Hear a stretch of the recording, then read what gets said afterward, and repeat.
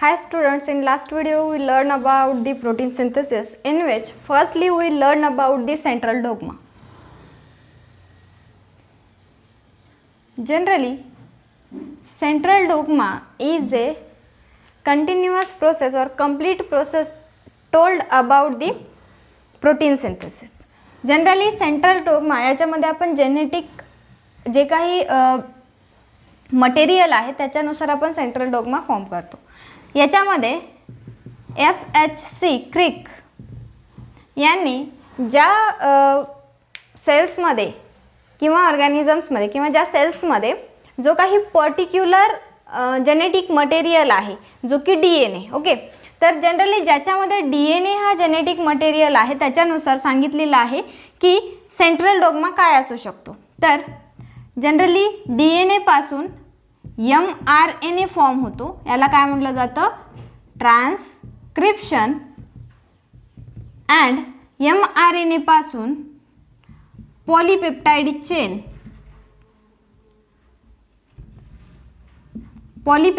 Chain form होते, म्हणजेच काय, प्रोटीन फॉर्मेशन होतं, प्रोटीन सिंथेसिस होतं. तर mRNA पासून पॉलीपेप्टाइड फॉर्म होणे किंवा प्रोटीन सिंथेसिस होणे यालाच आपण काय म्हणतो, ट्रान्सलोकेशन. तर ज्या ऑर्गॅनिझम्समध्ये ज्या सेल्समध्ये DNA हा जेनेटिक मटेरियल आहे त्याच्यासाठी सेंट्रल डोग्मा आपल्याला सांगितलेलं आहे की DNA पासून mRNA फॉर्म होतो, mRNA पासून प्रोटीन सिंथेसिस होतं. पण ज्या ऑर्गॅनिझम्समध्ये DNAच्या ऐवजी RNA हा जेनेटिक मटेरियल आहे त्यांच्यामध्ये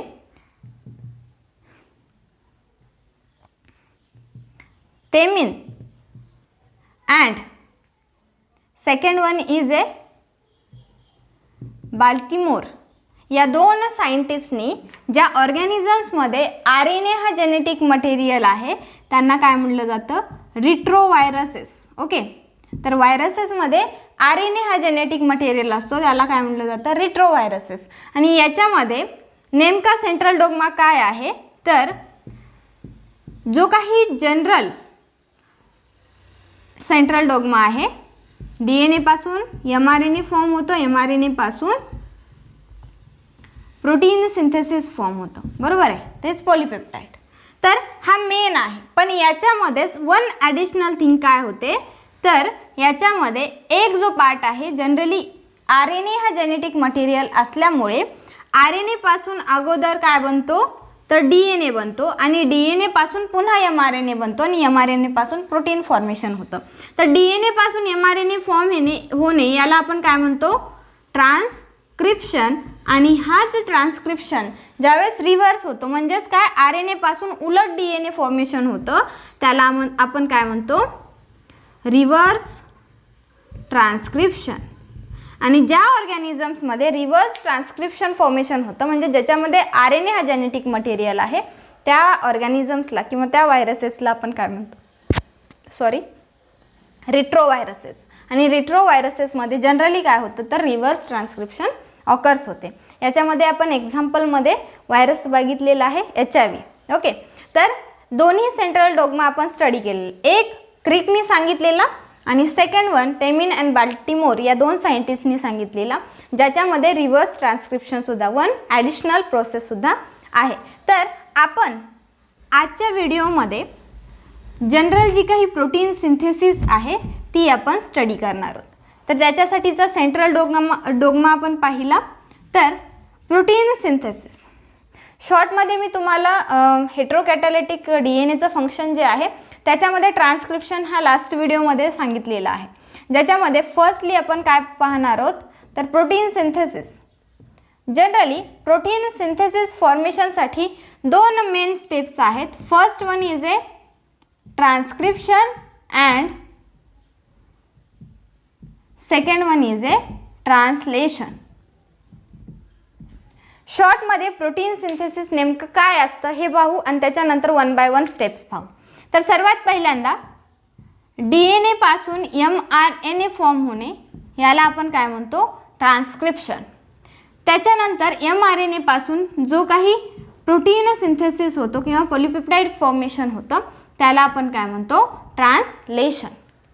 तर याच्यामध्ये जो काही सेल आहे सेलमध्ये न्यूक्लियस असतो, बरोबर आहे, आणि न्यूक्लियसमध्ये DNA असतो. आणि हा जो DNA आहे, DNA पासून mRNA फॉर्मेशन होणे हे कुठं होतं तर न्यूक्लियसमध्ये होतं. आणि ज्यावेळेस DNA पासून mRNA strand, single strand mRNA form होतो, त्यावेळेस जे काही न्यूक्लिअर पोर्स असतात त्याच्यामधून हा जो RNA आहे तो सायटोप्लाझममध्ये येतो. आणि जे काही रायबोझोम्स आहेत त्या रायबोझोम्स पासून काय फॉर्म होतं तर प्रोटीन सिंथेसिस फॉर्म होतो. तर जो काही पार्ट आहे सर्वात पहिल्यांदा mRNA स्ट्रँड कुठे फॉर्म झाला तर न्यूक्लियसमध्ये फॉर्म झाला. आणि mRNA स्ट्रँड फॉर्म झाल्याच्या नंतर ती mRNA स्ट्रँड कुठे येते सायटोप्लाझममध्ये येते. आणि हा जो mRNA आहे त्यापासून जो काही प्रोटीन सिंथेसिस होतो तो कुठे होतो सायटोप्लाझममध्ये होतो. ओके, तर जनरली याच्यामध्ये DNA पासून जो काही डबल स्टँडर्ड DNA आहे याच्यापासून सिंगल स्टँडर्ड mRNA फॉर्मेशन होतं. आणि हा जो mRNA आहे याच्यासोबत रायबोझोम्स प्लस mRNA स्ट्रँड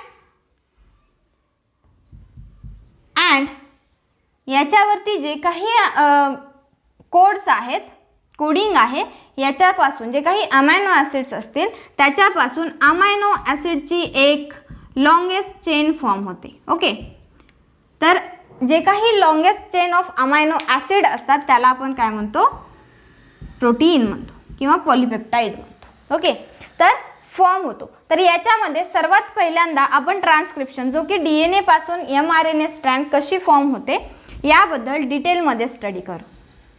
तर सर्वात पहिल्यांदा ट्रान्सक्रिप्शन.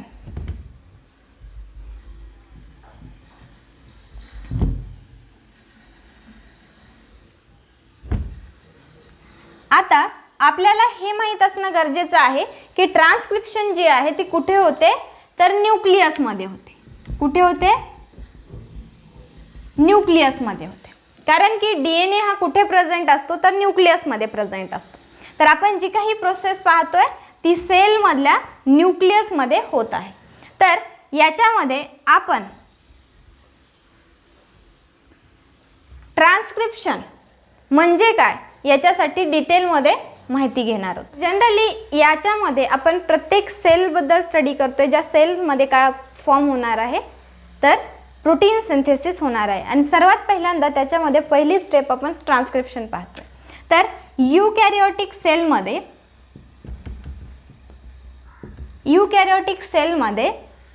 न्यूक्लियस हा वेल डेव्हलप्ड असतो, बरोबर आहे. म्हणून ट्रान्सक्रिप्शन प्रोसेस कुठे होते न्यूक्लियसमध्ये होते.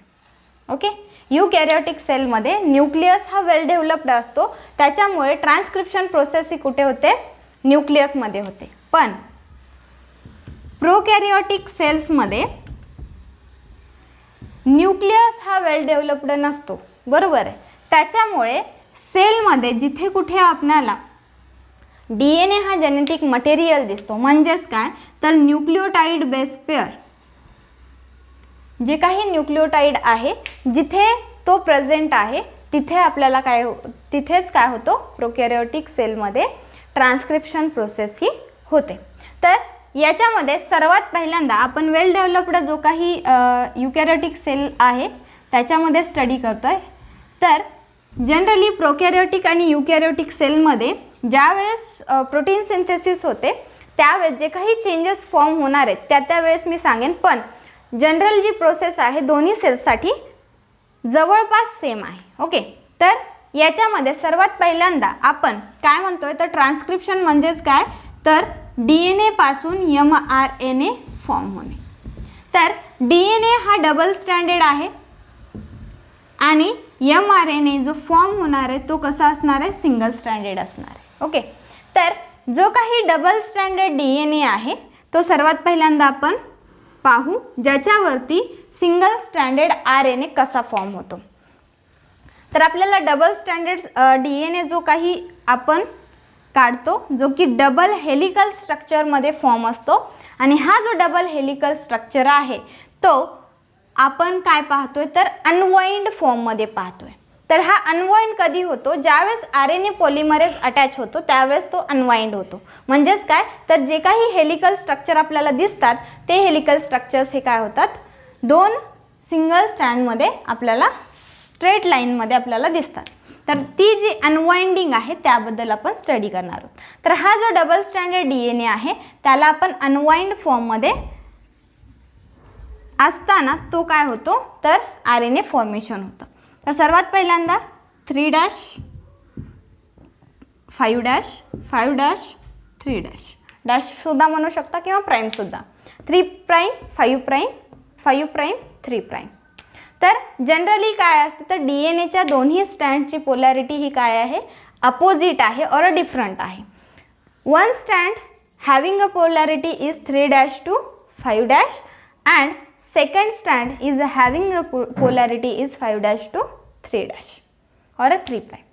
तर याच्यामध्ये जनरली ज्यावेळेस आपण mRNA फॉर्मेशन होतं त्यावेळेस जनरली तो काय असतो तर 5' to 3' किंवा 5' to 3' मध्ये तो फॉर्म होतो. तर सर्वात पहिल्यांदा आपण DNAची जी काही ट्रान्सक्रिप्शन युनिट आहे त्याबद्दल आपण स्टडी करणार आहोत. तर ट्रान्सक्रिप्शन युनिट म्हणजेच काय तर काय लोकेट असतं. तर ट्रान्सक्रिप्शन युनिटमध्ये टोटल 3 सेगमेंट्स आहेत. तर promoter, second structural gene and third one is a terminator.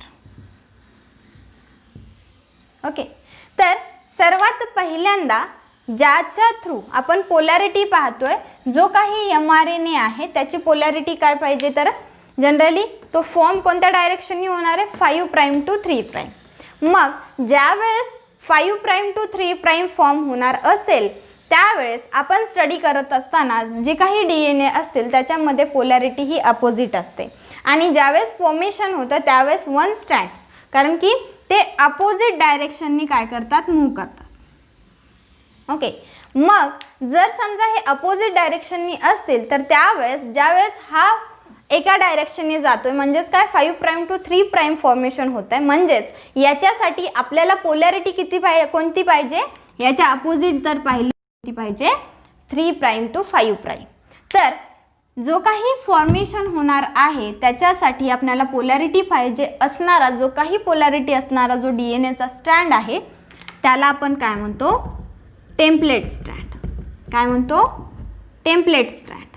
ज्याच्यावरती जो काही RNA आहे तो फॉर्म होणार आहे. म्हणजेच काय 3' to 5' या डायरेक्शनमध्ये किंवा या पोलॅरिटीचा जो DNAचा स्टँड आहे या DNAच्या स्ट्रँड्सनुसार आपल्याला हे सांगण्यात येतं की हा जो आहे तो फंक्शनल स्टँड आहे. DNAचा फंक्शनल स्टँड आहे ज्याला आपण काय म्हणतो टेम्पलेट स्टँड.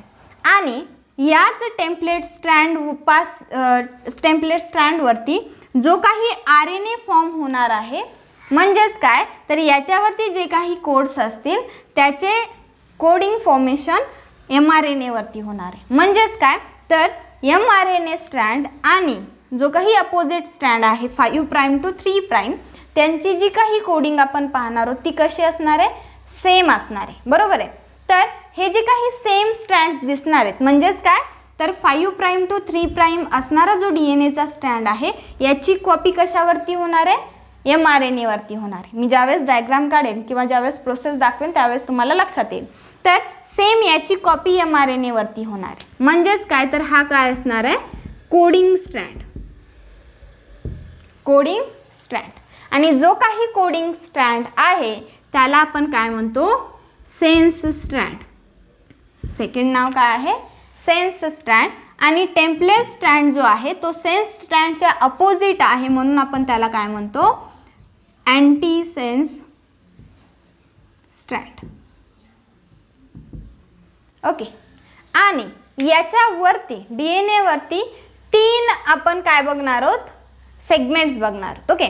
तर पर्टिक्युलर जो पार्ट आहे DNAचा ज्याच्यावरती आपण mRNA फॉर्मेशन करणार आहोत त्याच्यानुसार अगोदर DNA समजून घेऊ त्याच्यानंतर जो mRNA फॉर्म होणार आहे तो कशा डायरेक्शनने होतो ते पाहू. तर डायरेक्शन आपल्याला माहीत झालेले 5' to 3' मध्ये तो फॉर्म होतो. तर याच्यामध्ये 3 पार्ट्स आहेत. फर्स्ट जो की 3' to 5' फॉर्ममध्ये असतो. तर याच्यामध्ये कोडिंग स्ट्रँडच्या 5' एंड जो आहे तिथे प्रमोटर्स असतो. काय असतो? प्रमोटर असतो. आणि कोडिंग स्ट्रँडचा 5 प्राइम म्हणजेच काय? Upstream strand.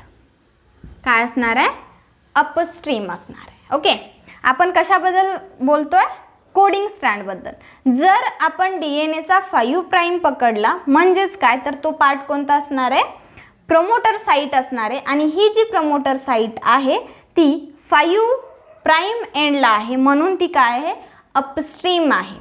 आणि जर याच्या अपोजिट आपण जर बोललं म्हणजेच काय, टेम्पलेट स्ट्रँडबद्दल जर आपण बोललं तर त्यावेळेस प्रमोटर साईट DNAच्या टेम्पलेट स्ट्रँडच्या 3 प्राइम एंडला आहे, म्हणजेच काय, तर ती डाऊनस्ट्रीम आहे. ओके, तर आपण कोडिंग स्ट्रँडबद्दल पाहतोय कारण की ज्यावेळेस mRNA स्ट्रँड फॉर्म होणार आहे तो कॉपी असणार आहे कोडिंग स्ट्रँडची. तर 5 प्राइम एंड जो आहे, जो कोडिंग स्ट्रँडचा आहे, तिथे प्रमोटर साईट असते. तर ती कोणती साईट असणार आहे? कोणती साईट असणार आहे? तर अपस्ट्रीम असणार आहे. आणि जो काही लास्ट वन पार्ट आपण पाहतोय म्हणजेच काय, जो काही कोडिंग स्ट्रँडचा 3 प्राइम हा एंड आहे तिथे टर्मिनेटर असतो. कोणता? टर्मिनेटर. आणि हा जो टर्मिनेटर आहे तो 3 प्राइम एंडच्या साईडला आहे, म्हणून तो कोणता आहे? डाऊनस्ट्रीम आहे. तो कोणता आहे? डाऊनस्ट्रीम आहे.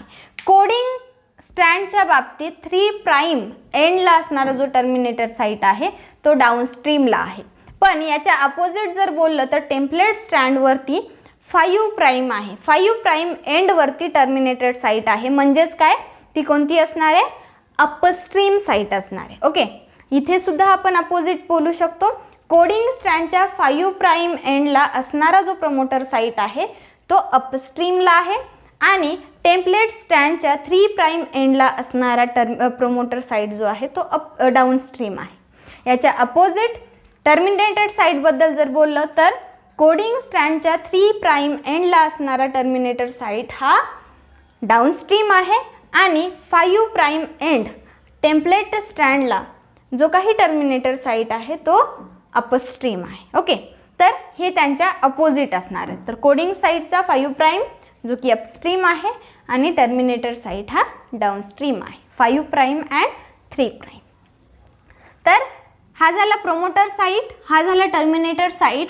जो काही इनर साईडला असणार आहेत ते असणार आहेत स्ट्रक्चरल जीन. काय आहे? Structural gene. आता पर्टिक्युलर DNA जो आहे तो आपल्याला तिन्ही सेगमेंटमध्ये माहीत झाला. एक promoter, last one terminator and inner side is a structural genes. तर जनरली हा जो प्रमोटर आहे याच्याबद्दल आपण जर बोललं तर एक प्रमोटर साईट ही 5 प्राइम एंडला असते कोडिंग स्ट्रँडच्या आणि टेम्पलेट स्ट्रँडच्या 3 प्राइमला असते. आणि तीच अपस्ट्रीमला असते कोडिंग साईटला आणि डाऊनस्ट्रीमला असते टेम्पलेट स्ट्रँडला. तर हा जो 5 प्राइम आहे किंवा प्रमोटर साईट आहे, याच प्रमोटर साईटला RNA पॉलिमरेज हा काय आहे? एन्झाईम आहे. हा काय आहे? एन्झाईम आहे. RNA polymerase is catalysed to form a mRNA synthesis. तर जनरली जी काही DNA पासून mRNA फॉर्मेशन होतं याचं कॅटलायझेशन कोण करतं? तर RNA पॉलिमरेज हा एन्झाईम करतो. ज्यावेळेस आपण प्रमोटर साईट बोलतो त्यावेळेस ही जी प्रमोटर साईट आहे म्हणजेच काय, promoter means starting, promoter means start point आणि terminator means stop point. Terminator means stop point जिथे की प्रोटीन सिंथेसिस संपणार आहे. तर प्रमोटर साईट जिथून प्रोटीन सिंथेसिसला सुरुवात होणार आहे, सॉरी mRNA सिंथेसिसला सुरुवात होणार आहे. तर mRNA सिंथेसिस होण्यासाठी जो काही स्टार्ट पॉईंट आहे म्हणजेच प्रमोटर साईट आहे तिथे RNA पॉलिमरेज हा अटॅच होतो. सर्वात पहिल्यांदा कुठे अटॅच होतो? प्रमोटर साईटला तो अटॅच होतो. RNA पॉलिमरेज हा प्रमोटर साईटला अटॅच होतो. ज्यावेळेस प्रमोटर साईटला हा अटॅच होतो यूकॅरियोटिक सेलमध्ये पॉलिमरेज एन्झाईम हा अटॅच होतो. पण याच पॉलिमरेज एन्झाईमचा सिग्मा फॅक्टर हा प्रोकॅरियोटिक सेलमध्ये अटॅच होतो. वन पॉईंट लक्षात घ्या, आपण युकॅरियोटिक सेलबद्दल सांगितलेलं. तर युकॅरियोटिक सेलमध्ये जनरली RNA पॉलिमरेज एन्झाईम हा डायरेक्टली प्रमोटर साईटला अटॅच होतो. तर प्रोकॅरियोटिक सेलमध्ये ज्या वेळेस ट्रान्सक्रिप्शन प्रोसेस होते, स्टार्ट होते, त्यावेळेस प्रमोटर जी साईट आहे तिथे सिग्मा फॅक्टर अटॅच होतो. स्टार्टिंग पॉइंटला सिग्मा फॅक्टर अटॅच होतो. फंक्शन दोन्हीचं सेम आहे, फक्त सेलमध्ये जे काही ट्रान्सक्रिप्शन होतं युकॅरियोटिक सेलसाठी आणि प्रोकॅरियोटिक सेलसाठी आपण आयडेंटिफिकेशनसाठी सांगू शकतो. तर जो काही युकॅरियोटिक सेल आहे त्याच्यामध्ये प्रमोटर साईटला RNA पॉलिमरेज हा अटॅच होतो. RNA पॉलिमरेजचा सिग्मा फॅक्टर जो आहे तो कुठे अटॅच होतो? प्रोकॅरियोटिक सेलमध्ये ज्यावेळेस ट्रान्सक्रिप्शन स्टार्ट होते त्यावेळेस अटॅच होतो. ओके, प्रत्येक वेळेस ज्यावेळेस प्रोकॅरियोटिक सेलबद्दल जे काही चेंजेस असतील त्यावेळेस मी तुम्हाला सांगत जाणार आहे. तर इथे जो चेंज आहे प्रोकॅरियोटिक सेलमध्ये सिग्मा फॅक्टर हा अटॅच होतो. तर सर्वात पहिल्यांदा प्रमोटर साईटला पॉलिमरेज एन्झाईम हा अटॅच झाला आणि हा ज्या वेळेस अटॅच होतो त्यावेळेस आपल्याला पोलॅरिटी पाहिजे असणारी जी आहे तर ती 3' to 5' आहे, कारण की जो काही mRNA सिंथेसिसची डायरेक्शन आपण सांगत आहोत ती 5' to 3' आहे. त्याच्यामुळे 3' to 5' डायरेक्शनमध्ये आपल्याला टेम्पलेट स्ट्रँड भेटलेली आहे जी की फंक्शनल स्ट्रँड आहे. याच्यामध्ये फॉर एक्झाम्पल मी फक्त जे काही ATC जे न्यूक्लिओटाइड्स नायट्रोजन बेसेस आहेत ते लिहिते, म्हणजे ज्याच्यामुळे आपल्याला mRNA हा लक्षात येईल. ॲडेनाईन, गुवानाईन, सायटोसाईन, थायमाईन, ॲडेनाईन, गुवानाईन, सायटोसाईन, थायमाईन, ॲडेनाईन. ओके, आपल्याकडे जी काही टेम्पलेट स्ट्रँड आहे ही आपण इथे लिहिलेली. म्हणजेच काय, ही जी टेम्पलेट स्ट्रँड आहे त्याची कॉम्प्लिमेंटरी DNA स्ट्रँड जर आपण स्टडी केली तर याच्यामध्ये आपल्याला कोडिंग स्ट्रँडवरती काय लक्षात येईल तर adenine always pair with thymine, guanine always pair with cytosine, cytosine always pair with guanine, thymine always pair with adenine, adenine always pair with thymine, thymine always adenine always pair with thymine, guanine always pair with cytosine, cytosine always pair with guanine, cytosine always pair with guanine, thymine always pair with adenine, adenine always pair with thymine. Okay, तर याची complementary strand आपल्याला माहीत आहे, बरोबर आहे. म्हणजेच काय तर आता आपल्याकडे दोन्ही स्ट्रँड्स आहेत आणि ज्यावेळेस RNA पॉलिमरेज हा अटॅच झालेला आहे म्हणजेच काय तर इथून RNA फॉर्मेशनला सुरुवात झालेली आहे. ओके, सिंगल स्टँडर्ड RNA फॉर्मेशनला सुरुवात झालेली. ज्यावेळेस mRNA सिंथेसिस होतो त्यावेळेस त्याची कॉपी किंवा त्याची कॉम्प्लिमेंटरी स्ट्रँड त्याच्यावरती येणं गरजेचं आहे. तर त्यावेळेस ज्यावेळेस RNA पॉलिमरेज अटॅच होतो त्यावेळेस जे काही न्यूक्लिओप्लाझममध्ये प्रेझेंट असणारा रायबो न्यूक्लिओटाइड ट्रायफॉस्फेट, रायबोन्यूक्लियोटाइड ट्रायफॉस्फेट हे काय करतात तर जे काही नायट्रोजन बेसेस आहेत ते इथे काय करतात त्याचे कॉम्प्लिमेंटरी अटॅच करतात, जॉईन करतात. तर ज्यावेळेस जॉईनिंग होते त्यावेळेस जे काही बेस पेअर्स अटॅच होणार आहेत याच्यामध्ये आपल्याला एक पार्ट माहीत आहे की RNA मध्ये थायमाईन हा नसतो, बरोबर आहे. तर DNA पासून RNA फॉर्म होतोय म्हणजेच काय तर DNA मध्ये आपल्याला थायमाईन दिसत आहेत, बरोबर आहे. म्हणजेच काय तर जिथे जिथे कॉम्प्लिमेंटरी बेस पेअर येईल त्यावेळेस थायमाईनला रिप्लेस करून तिथे काय येईल, युरॅसिल येईल, बरोबर आहे. तर ज्यावेळेस RNA सिंथेसिस होतो, mRNA फॉर्मेशन होतं त्यावेळेस सर्वात पहिल्यांदा RNA पॉलिमरेज अटॅच झाला प्रमोटर साईटला आणि प्रमोटर साईटला ज्यावेळेस RNA पॉलिमरेज अटॅच होतो तिथून RNA सिंथेसिस होते. mRNA सिंथेसिस होत असताना त्यावेळेस जे काही रायबोन्यूक्लियोटाइड ट्रायफॉस्फेट आहेत ते काय करतात त्याचे कॉम्प्लिमेंटरी नायट्रोजन बेसिस जे आहेत ते तिथे ॲड करतात. तर इथे स्ट्रक्चरल जीनच्या फॉर्मेशनमध्ये आपण काय पाहू शकतो, जो काही RNA सिंथेसिस होणार आहे याच्यामध्ये ॲडेनाईन ऑलवेज पेअर विथ थायमाईन, पण हा काय आहे mRNA फॉर्म होतोय. म्हणजेच काय तर ॲडेनाईन हा थायमाइन सोबत पेअर होतो DNA मध्ये, इथे RNA फॉर्म करतोय म्हणजेच काय थायमाइनच्या जागी काय येईल, युरॅसिल. तर adenine always pair with uracil, guanine always pair with cytosine, cytosine always pair with guanine, thymine always pair with adenine, adenine always pair with no thymine because it is a RNA, so here nitrogen base is uracil. म्हणजेच काय तर ज्यावेळेस RNA polymerase attach होतो त्यावेळेस जसा जसा RNA polymerase पुढे सरकत जाईल, इथून नंतर इथे ज्यावेळेस हा पूर्णपणे पुढे पुढे ट्रान्सफर होत जातो त्यावेळेस mRNA सिंथेसिस हा पुढे प्रोसीड होत जाते. त्यावेळेस जे काही नायट्रोजन बेसेस आहेत रायबोन्यूक्लियोटाइड ट्रायफॉस्फेट काय करतात, तिथे ॲड करतात. Adenine always pair with uracil, guanine always pair with cytosine, cytosine always pair with guanine, cytosine always pair with guanine, thymine always pair with adenine. Okay, आणि adenine always pair with uracil. तर generally जो काही RNA polymerase enzyme आहे जसा जसा पुढे सरकत जाईल तसा तसा mRNA फॉर्मेशन होत जातं. आणि ज्यावेळेस जो काही RNA पॉलिमरेज आहे टर्मिनेटेड साईडच्या जवळ ज्यावेळेस येतो, टर्मिनेट साईड जवळ येतो त्यावेळेस RNA पॉलिमरेज हा रिलीज होतो.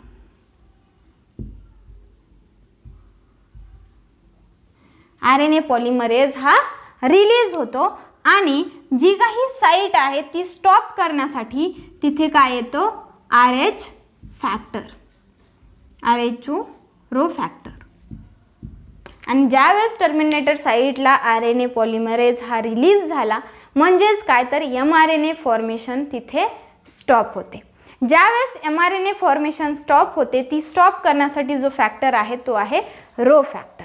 तर आपण जनरल जी काही प्रोसेस आहे ही आपण पाहिली. याच्यामध्ये जनरली जी काही टर्मिनेशन आहे याच्यामध्ये फर्स्ट आहे इनिशिएशन, 3 स्टेपमध्ये कंप्लीट होते. Initiation, second elongation and third one is a termination. तर initiation means starting, initiation means starting. तर इनिशिएशन म्हणजेच काय, स्टार्टिंग होणे. म्हणजेच काय तर जो काही पोलॅरिटी आपल्याला भेटलेली आहे ज्याला टेम्पलेट स्ट्रँड किंवा फंक्शनल स्ट्रँड आपल्याला जो भेटलेला आहे तर तिथे 3 प्राईमला काय होतं तर RNA पॉलिमरेज एन्झाईम हा अटॅच होतो आणि रायबोन्यूक्लियोटाइड ट्रायफॉस्फेट याच्या थ्रू नायट्रोजन बेसेस ॲड होतात. तर सर्वात पहिल्यांदा इनिशिएशनमध्ये काय होतं तर RNA पॉलिमरेज हा अटॅच होतो. इलॉंगेशन म्हणजेच काय तर RNA फॉर्मेशन होणे. तर जी काही चेन आहे ती लॉंग होत जाते, इलॉंगेट होत जाते. तर इलॉंगेट होण्यासाठी RNA पॉलिमरेज हा पुढे पुढे सरकत जातो, तसे तसे रायबोन्यूक्लियोटाइड ट्रायफॉस्फेट तिथे काय करतात, जे काही नायट्रोजन बेसेस आहेत ते ॲड करत जातात आणि ती इलॉंगेशन प्रोसेस ही कुठंपर्यंत कंप्लीट होईल, जोपर्यंत टर्मिनेटेड साईट येणार नाही तोपर्यंत. इलॉंगेशन प्रोसेस ही कंप्लीट झाली आणि RNA पॉलिमरेज हा टर्मिनेटेड साईट जवळ आला, तिथे इलॉंगेशन प्रोसेस संपते आणि थर्ड प्रोसेस जी थर्ड स्टेज आहे ती स्टार्ट होते, ती आहे टर्मिनेशन. टर्मिनेशन साईटपर्यंत RNA पॉलिमरेज आल्याच्या नंतर RNA पॉलिमरेज तिथून रिलीज होतो आणि ती जी प्रोसेस आहे mRNA फॉर्मेशनची प्रोसेस स्टॉप करण्यासाठी तिथे कोणता फॅक्टर येतो, रो फॅक्टर येतो. ओके, आणि रो फॅक्टर आल्याच्या नंतर 5 प्राईमला तिथे mRNA सिंथेसिस एंड होते. आणि ही जी mRNA सिंथेसिस आहे याच्यामध्ये जो काही mRNA फॉर्म झालेला आहे, इलॉंगेट झालेला आहे, तो सिंगल स्ट्रँडेड आहे. हा जो mRNA स्ट्रँड फॉर्म झालेला आहे याच्यामध्ये पूर्ण प्रोसेस आपल्याला लक्षात आलेली आहे. RNA पॉलिमरेज ज्याच्या थ्रू जे काही स्टार्टिंगपासून ॲड होत जातात, रायबोन्यूक्लियोटाइड ट्रायफॉस्फेट ज्याच्या थ्रू न्यूक्लियोटाइड्स हे ॲड होत जातात आणि टर्मिनेटेड साईडला रिलीज होतो RNA पॉलिमरेज आणि रो फॅक्टर्स थ्रू ते काय होतात, स्टॉप होतात. ओके, तर इथे सिंथेसिस झालेला जो पार्ट आपल्याला दिसतोय हा DNA आणि हा RNA. ओके, तर इथे फॉर्म झालेला आहे हायब्रिड DNA RNA स्ट्रँड. बरोबर आहे, हायब्रिड स्ट्रँड्स फॉर्म झालेले आहेत. तर हा जो हायब्रिड स्ट्रँड आहे याच्यावरती जो काही पार्ट फॉर्म झालेला आहे तो आपण कसा फॉर्म झाला तो स्टडी केलेला. आता याच्यामध्ये जो काही mRNA स्ट्रँड आहे तो जो आहे तो HNRNA आहे. अजून तो mRNA मध्ये फॉर्म झालेला नाही आहे. हा HNRNA काय आहे तो आपण डिटेलमध्ये घेणार आहोत आणि त्याचबरोबर mRNA फॉर्मेशन त्याचं कसं होतं हे पाहणार आहोत. त्या अगोदर ज्यावेळेस RNA सिंथेसिस होतो, ज्यावेळेस RNA सिंथेसिस झाला त्यावेळेस म्हणजेच काय तर हे जे काही DNAचे स्ट्रँड्स आहेत, हे DNAचे स्ट्रँड्स हा जो RNA आहे तो इथून रिलीज होतो आणि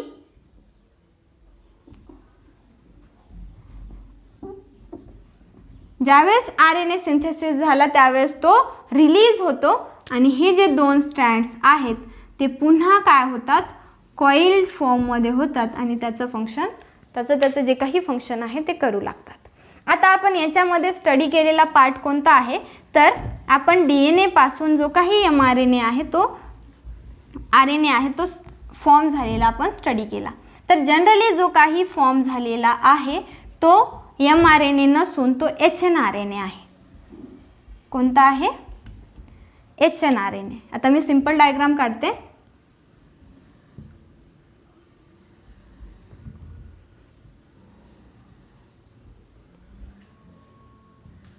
ओके, तर या साइड पाशी आपल्याला इथे हा आहे RNA पॉलिमरेज. ओके, म्हणजेच काय तर ही जी साइट आपल्याला दिसतीये ती 3' असणार आहे आणि ही जी असणार आहे ती 5' असणार. तर याच्यामध्ये जो काही सर्वात पहिल्यांदा RNA पॉलिमरेज अटॅच झाला आणि इथून सिंथेसिस फॉर्मेशन झालं आणि mRNA फॉर्म झाला. हा जो mRNA आहे तो जनरली mRNA नसून काय आहे HNRNA आहे. काय आहे HNRNA आहे. म्हणजेच काय तर इथून ज्यावेळेस RNA जो काही फॉर्म झालेला आहे तो रिलीज होतो आणि हा जो RNA पॉलिमरेज आहे तो टर्मिनेटेड साइटला येऊन तिथून तो रिलीज झाला. त्याच्यानंतर तो रिलीज झाल्याच्या नंतर RNA रिलीज होतो आणि जो काही DNA आहे तो पुन्हा कॉइल स्ट्रक्चरमध्ये फॉर्म होतो, त्याचं फंक्शन करतो. तर हा HNRNA काय आहे तर HN मीन्स हेट्रोजिनस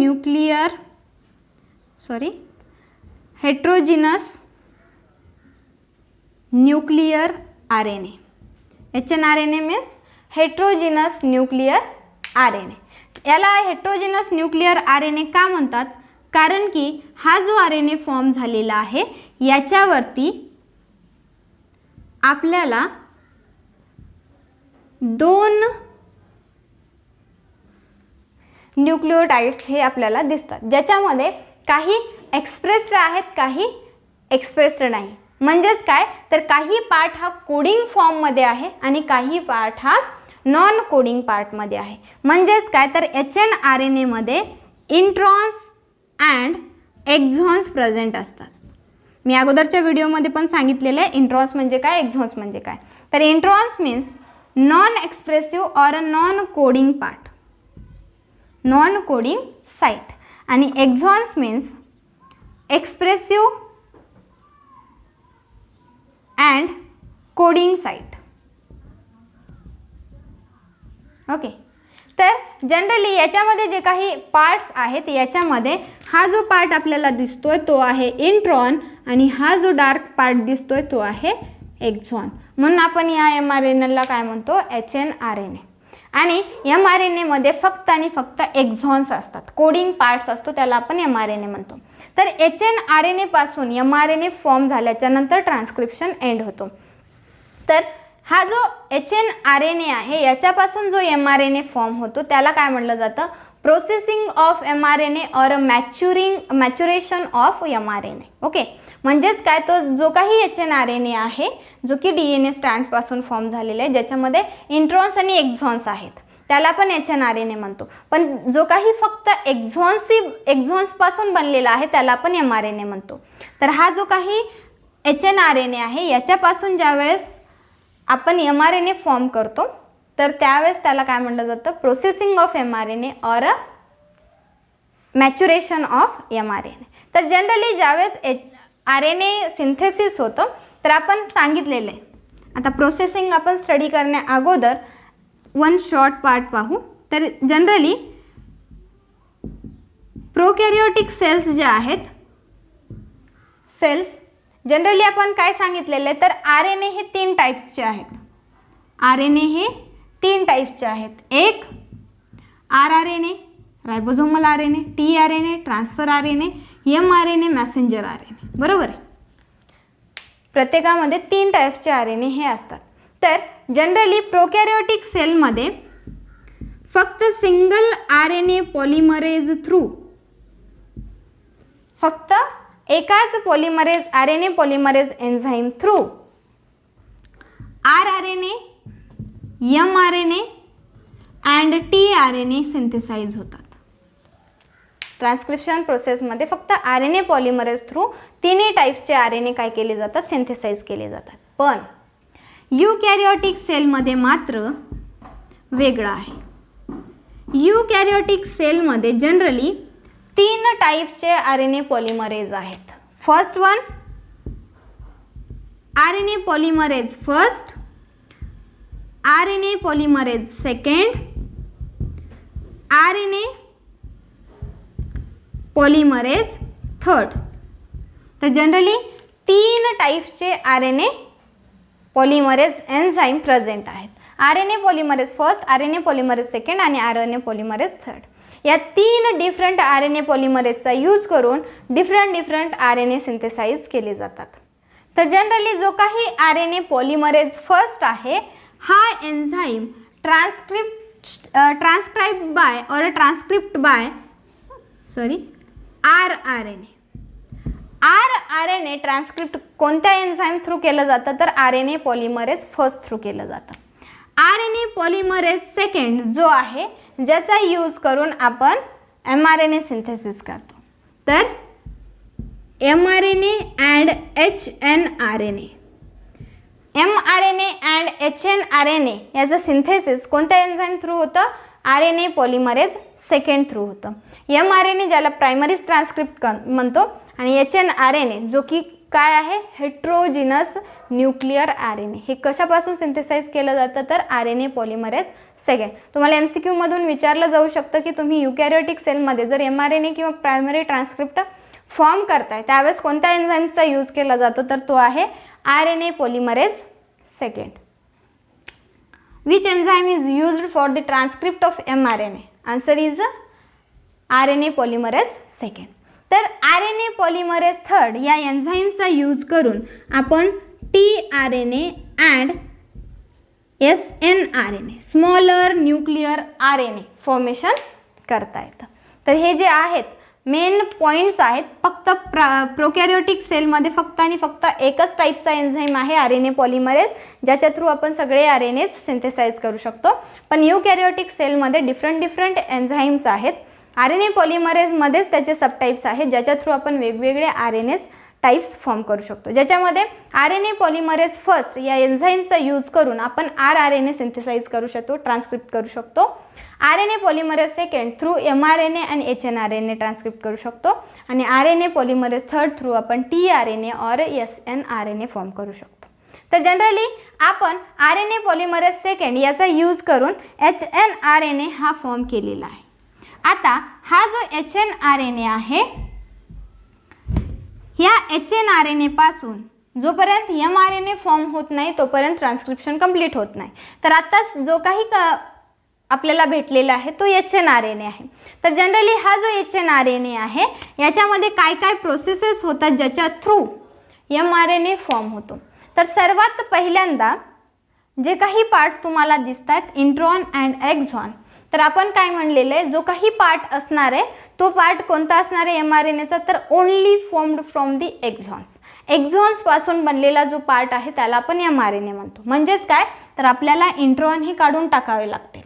तर ज्या hnRNA मधून ज्यावेळेस आपण इंट्रॉन्सला काढून टाकतो तर रिमूव्हिंग ऑफ दी इंट्रॉन्स त्यावेळेस कोणता पार्ट राहतो फक्त आणि फक्त एक्झॉन्सचा पार्ट राहतो. रिमूव्हिंग ऑफ इंट्रॉन्स, आपण इंट्रॉन्स रिमूव्ह करतोय तर त्याला काय म्हटलं जातं? स्प्लायसिंग. काय म्हटलं जातं? स्प्लायसिंग.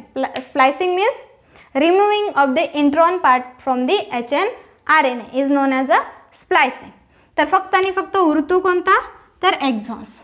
तर हा जो एक्झॉन्सपासून फॉर्म झालेला आहे, ज्यावेळेस इंट्रॉन्स हे काढून टाकतो त्यावेळेस फक्त एक्झॉन्सपासून राहिलेला जो पार्ट आहे mRNA हा स्टेबल नसतो. हा स्टेबल नसतो. तर याला स्टेबल करण्यासाठी हा आहे 5 प्राइम आणि हा आहे 3 प्राइम. बरोबर आहे.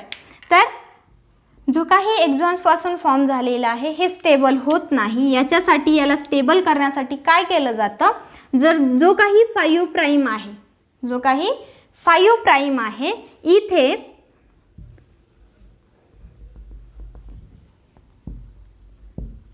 मिथिलेटेड गुआनाइन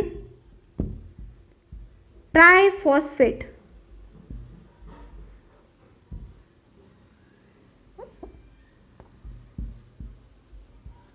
मिथिलेटेड गुआनाइन फॉस्फेट हा 5 प्राइमला ॲड केला जातो. त्याला काय म्हटलं जातं? कॅपिंग. काय म्हटलं जातं? कॅपिंग. म्हणजेच काय, हा पार्ट आपल्याला ज्यावेळेस कॅपिंग केल्याच्या नंतर दिसेल तो पार्ट कसा असणार आहे? 5 प्राइम इथे ॲड आपण काय केलेलं आहे? Methylated guanine triphosphate. Okay. Capping, cap like structure तिथं ॲड केलं जातं, जो की काय आहे? Methylated guanine triphosphate. ज्यावेळेस कॅपिंग केले जाते म्हणजेच काय, तर 5 प्राइम हा स्टेबल केला पण 3 प्राइम हा अजूनसुद्धा अनस्टेबल आहे.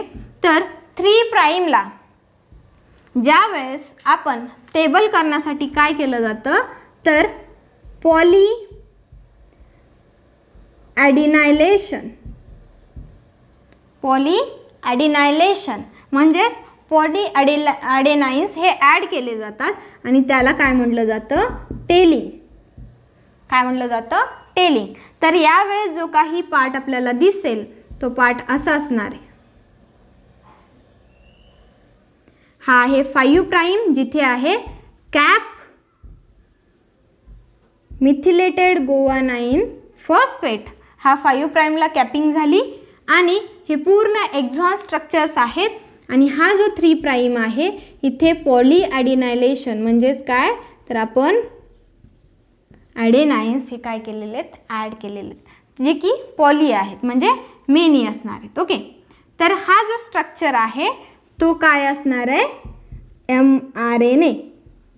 आणि HNRNA पासून mRNA फॉर्म होणे म्हणजेच काय, तर प्रोसेसिंग ऑफ mRNA और मॅच्युरेशन ऑफ mRNA. ओके. तर सर्वात पहिल्यांदा आपण जो काही ट्रान्स्क्रिप्शन आहे तो डिटेलमध्ये स्टडी केलेला आहे, ज्याच्यामध्ये सर्वात पहिल्यांदा लक्षात घ्या जो काही डबल स्ट्रँडेड DNA आहे याच्यापासून सिंगल स्ट्रँडेड mRNA आपण फॉर्म करतो. तर याच्यासाठी आपण सर्वात पहिल्यांदा बघितलं याच्यामध्ये 3 स्टेजेस आहेत, इनिशिएशन, इलॉंगेशन अँड टर्मिनेशन. तर जो काही DNA आहे त्याच्यामध्ये 3 साइट्स असतात.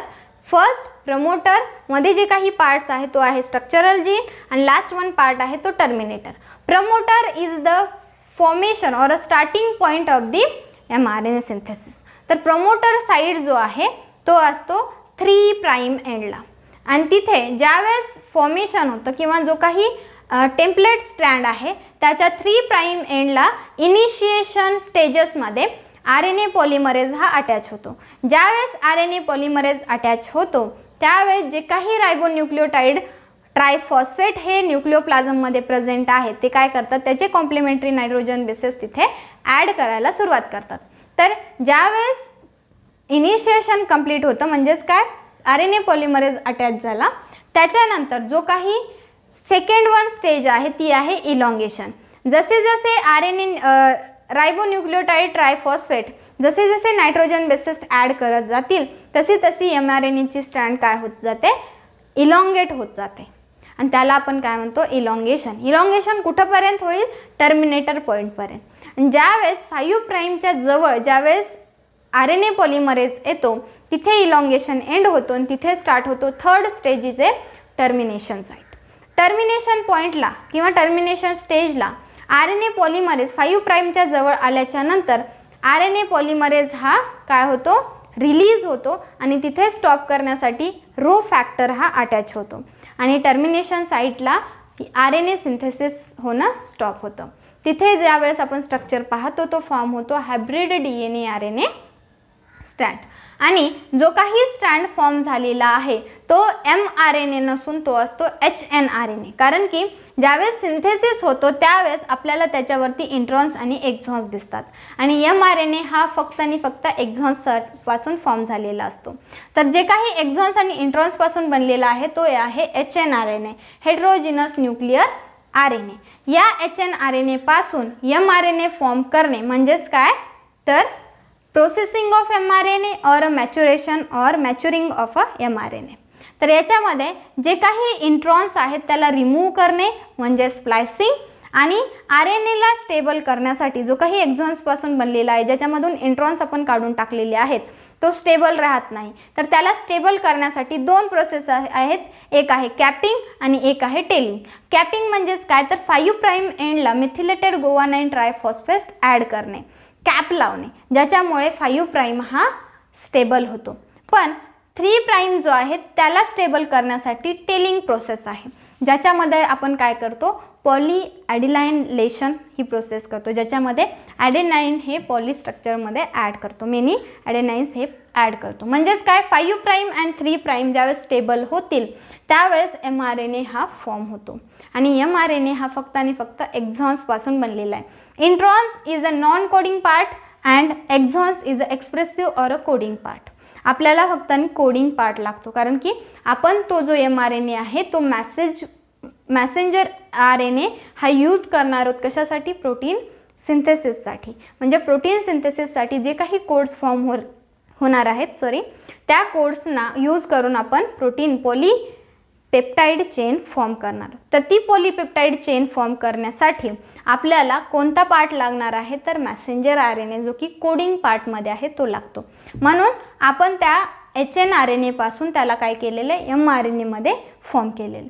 तर आजच्या व्हिडिओमध्ये आपण ट्रान्सक्रिप्शनमध्ये DNA पासून mRNA कसा फॉर्म होतो हे पाहिलं. तर पुढच्या व्हिडिओमध्ये आपण ट्रान्सलेशन स्टडी करणार आहोत. पण ट्रान्सलेशन स्टडी करण्या अगोदर जे काही प्रोटीन फॉर्मेशन, आपण प्रोटीन कशाला म्हणतो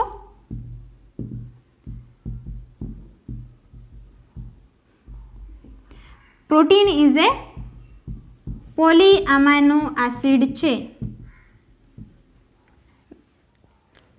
प्रोटीन कशाला म्हणतो जे काही अमायनो ॲसिड्स आहेत त्याची एक पर्टिक्युलर चेन असते त्याला आपण काय म्हणतो प्रोटीन म्हणतो. तर ज्यावेळेस ट्रान्सलेशन होणार आहे म्हणजेच काय तर जे काही कोड्स असणार आहेत त्या कोड्सना आपण काय करणार आहोत त्या पर्टिक्युलर कोड्सना आपण ॲड करून जो काही पर्टिक्युलर कोड हा कोणता अमायनो ॲसिड दाखवतो ज्याला काय म्हटलं जातं जेनेटिक कोड.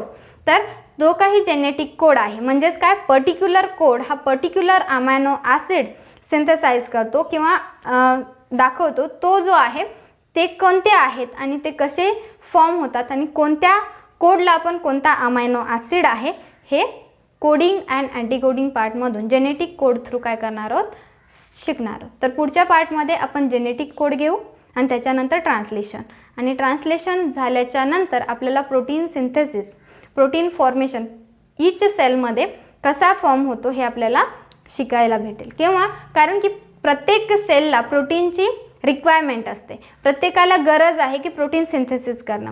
तर प्रोटीन सिंथेसिसमध्ये स्टेप बाय स्टेप आपण ट्रान्सक्रिप्शन पाहिले. फक्त ट्रान्सलेशन जो पार्ट आहे ज्याच्या थ्रू प्रोटीन सिंथेसिस एंड होतो त्याच्या अगोदर आपल्याला particular code particular amino acid synthesise करतो त्याबद्दल आपल्याला काय शिकावं लागेल तर जेनेटिक कोड. तर तो जो जेनेटिक कोड आहे तो आपण पुढच्या व्हिडिओमध्ये स्टडी करू.